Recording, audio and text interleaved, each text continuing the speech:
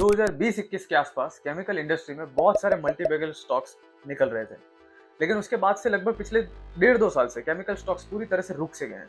तो इसके पीछे ठीक है, कोविड-19 तो एक सबसे बड़ा फैक्टर है ही, वो तो पूरी सभी इंडस्ट्रीज के लिए। लेकिन जब मैक्सिमम सारी इंडस्ट्रीज कोविड नाम के इस डिलेमा से बाहर आ गई, तो वो केमिकल सेक्टर क्यों अंदर रह गया? तो इसके पीछे सबसे बड़ा रीजन ये सुनने में आता है कि चाइना ने बहुत सारा माल ग्लोबली डंप किया था, जिससे कि ओवर सप्लाई हो गई थी, जिससे कि मार्केट में डिमांड काफी गिर सी गई। और इस इंसिडेंट से पहले डिमांड इतनी ज्यादा थी कि केमिकल कंपनीज ने एक्सेसिव इन्वेंट्री मेंटेन किया हुआ था।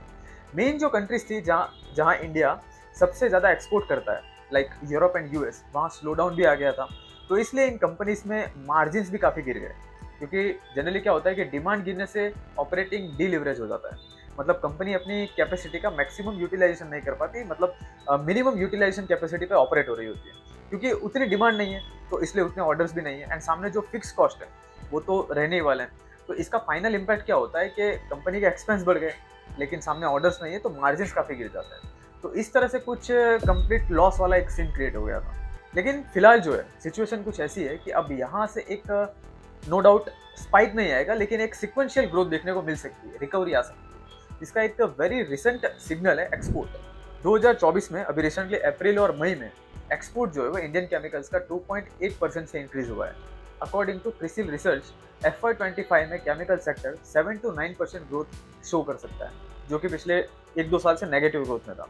साथ ही अब मार्जिन भी ग्रेजुअली इंक्रीज हो सकते हैं, क्योंकि केमिकल कंपनीज की एक्सेस इन्वेंट्री अब कम हो गई है, एंड चाइना ने जो ओवर सप्लाई किया था जिससे कि डिमांड काफी कम हो गई थी, उसका जो इम्पैक्ट है वो भी अब कम होता जा रहा है। तो इस तरह से डिमांड बढ़ने से एंड हायर प्रोडक्शन के चलते अब यहाँ से मार्जिन भी इंप्रूव होने के चांसेस हैं।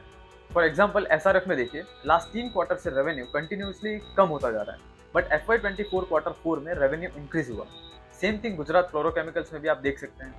दीपक नाइट्राइट में भी FY24 में क्वार्टर 3 एंड क्वार्टर 4 से रेवेन्यू ग्रोथ फिर से स्टार्ट हुआ है। सेम थिंग आरती इंडस्ट्रीज में भी आप देख सकते हैं, जहां पिछले 2 क्वार्टर से रेवेन्यू ग्रोथ बढ़ना शुरू हुआ है। सेम थिंग अल्काइल एमाइंस में भी लास्ट क्वार्टर से ग्रोथ आई है। विनती ऑर्गेनिक्स में भी FY24 क्वार्टर 4 में एक रेवेन्यू स्पाइक आया है। तो ये कुछ गिनी चुनी थोड़ा ज्यादा चर्चित कंपनीज के एग्जांपल थे, जहां सिचुएशन पिछले 1-2 क्वार्टर से कहीं ना कहीं बेहतर हो रही है। कुछ कंपनीज ऐसी भी हैं जहां अभी भी सिचुएशन सेम ही है, मतलब सुधार नहीं आया, लेकिन कलेक्टिवली देखें तो अब ये इंडस्ट्री यहाँ से रिकवर हो रही है, जिसका थोड़ा एक हैवी इम्पैक्ट आने वाले क्वार्टर्स में दिख सकता है, वो भी 1-2 क्वार्टर्स के बाद स्पेशली। नेक्स्ट थिंग, अब केमिकल इंडस्ट्री में, केमिकल स्टॉक में इन्वेस्ट करने से पहले कौन से फैक्टर्स को सबसे ऊपर रखना चाहिए, ये देखते हैं। तो केमिकल इंडस्ट्री में इन्वेस्ट करने से पहले या फिर ड्यूरिंग एनालिसिस, सबसे पहले ये समझना है कि commodity chemicals and speciality chemicals में फर्क क्या होता है, ये जान लेना बहुत जरूरी। बेसिकली इसकी कोई आइडल डेफिनेशन नहीं है, लेकिन अंडरस्टैंडिंग है। तो जो केमिकल्स में बल्क प्रोडक्शन होता है, मतलब वॉल्यूम बहुत ज्यादा रहता है एंड मार्जिन कम रहते हैं, तो वो आप कमोडिटी केमिकल्स में काउंट कर सकते हैं। इसके अलावा कमोडिटी केमिकल्स की मैन्युफैक्चरिंग में स्टैंडर्ड प्रोसेस इस्तेमाल होता है, जो वाइड रेंज ऑफ इंडस्ट्रीज में सप्लाई होता है, like petrochemicals, agriculture, common textile chemicals. तो इन जैसे लार्ज स्केल प्रोडक्शन में इसका इस्तेमाल होता है।